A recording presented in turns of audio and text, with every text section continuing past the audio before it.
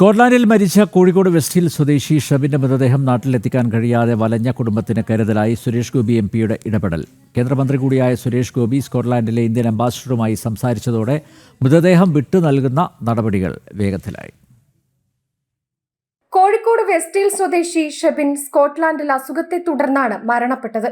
എന്നാൽ മൃതദേഹം നാട്ടിലെത്തിക്കാൻ കഴിയാതെ ഏറെ പ്രതിസന്ധിയിലായിരുന്നു കുടുംബം. പല രാഷ്ട്രീയ നേതാക്കളെയും ബന്ധപ്പെട്ടു. പക്ഷേ അവരെല്ലാം കൈമലർത്തി. തുടർന്നാണ് കുടുംബം സുരേഷ് ഗോപിയുമായി ബന്ധപ്പെടുന്നത്. ഉടനടി വിഷയത്തിൽ അദ്ദേഹം ഇടപെട്ടു. സ്കോട്ട്ലാൻഡിലെ ഇന്ത്യൻ അംബാസിഡറെ നേരിട്ട് കേന്ദ്രമന്ത്രി വിളിച്ചു. കൃത്യമായ ഇടപെടൽ തുടർന്നു.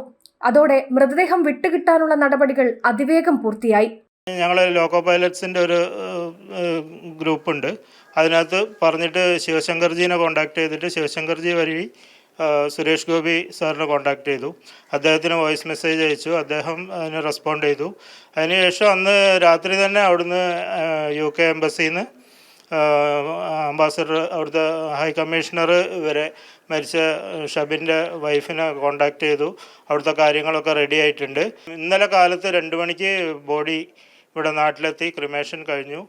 സുരേഷ് ഗോപി സാറ് ഇടപെട്ട് കഴിഞ്ഞതിന് ശേഷം കാര്യങ്ങളെല്ലാം സ്മൂത്തായി.